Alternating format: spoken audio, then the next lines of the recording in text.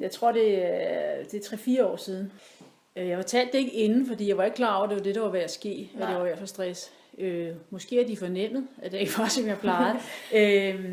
Men da jeg kom tilbage, fortalte jeg dem, hvad det var, hvad der havde været årsag til mit fravær. Så prøvede jeg at forklare det så godt jeg kunne.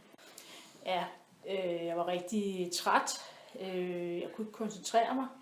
Jeg var ked af det. Sådan modløs. Havde ikke lyst til noget.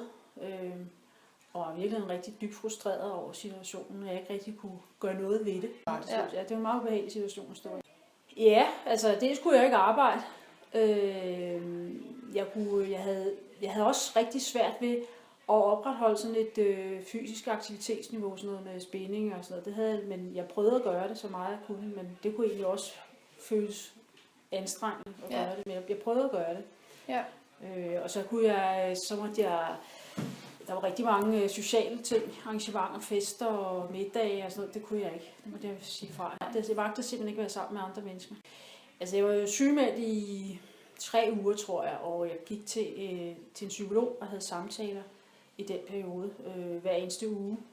Og havde det også efterfølgende, efter jeg var blevet raskmeldt, så gik jeg stadigvæk til samtale hos den her psykolog. Og så prøvede jeg selvfølgelig at tale med venner og familie om det, men det kan være svært at forstå for dem, der er tæt på. Det kan være svært at forholde sig til. Så det med at gå til psykolog var en rigtig god løsning for mig. Altså, jeg havde det sådan set okay, fordi jeg skulle tilbage til noget, jeg kendte. Jeg kom tilbage til en klasse, jeg kendte, som jeg var glad for, og nogle kollegaer, som var rigtig søde også til at tage imod mig. Jeg synes, og det betød da meget, at både elever og forældre var glade for at se en og tog godt imod. Men det var hårdt i starten. Jeg var træt, meget træt. Altså jeg vil sige, at det har ændret sig sådan, at jeg er blevet mere opmærksom på at lytte efter, mærke efter på mig selv, hvordan jeg har det, fordi det er sådan, når man først har haft stress en gang, så er det ligesom om, der altid ligger et eller andet, sådan lurer et eller andet sted, hvor man skal være lidt opmærksom på, at det ikke kommer op igen. Ikke?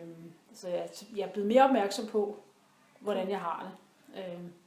Jeg er også opmærksom på, hvordan andre har det. Og jeg er også sådan, jeg er også meget opmærksom på eleverne, fordi de kan jo også være stresset, specielt når man nu kommer op i udskolingen.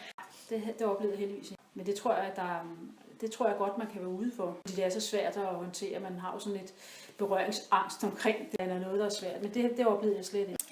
Altså, jeg havde den der med, at det kunne jeg ikke forstå, at jeg skulle. Fordi det tænkte jeg, det kan jeg da ikke ramme mig. Jeg synes selv, jeg var sådan stærk. Men det er jo ikke noget med, at man er stærk at gøre. Det er jo noget med en hel masse ting, som pludselig falder sammen, og som gør, at nu er der bare for meget af alting, eller man ikke magter ting. Hvis ikke man kan se en løsning på tingene, så kan det jo vælte for alle. Så er det jo ikke sådan noget med, hvor man er psykisk stærk, for det synes jeg faktisk selv er. Men jeg synes ikke, jeg skammede mig. Jeg havde det sådan selvfølgelig i starten, at jeg synes det var øv. Jeg har ikke sådan gemt det, eller ikke sagt det til nogen. Men jeg tror, hvis man tager afstand fra det, så tror jeg det, fordi det er noget, man selv er lidt, altså det er for, så er man ikke så glad for at tale om følelser, tror jeg. Jeg tror, man kan blive bange for at tale om følelser og sætte ord på det, og også måske have sådan lidt angst for, at kan det kunne ramme en selv. Altså, jeg tror meget, det handler om. Så tror jeg også, at det er vigtigt, at man, hvis man har ramt af det, at man netop får sat ord på så meget som muligt, uden at det bliver for overvældende. Det tror jeg godt, de kan være. Jeg tror godt, de kan, altså, dels kan de have svært ved at tale om det, og så netop man har måske svært ved at spørge ind til. Og i virkeligheden er det jo det, man skal. At man skal jo spørge ind, og så må man jo selv sætte grænsen, når man ikke ønsker at tale mere om det. Så nu har jeg ikke lyst til at tale. Man må ikke lade være det værste. Det værste, man gør, det er at lade være. Altså bare at sige det igen. Det må man aldrig.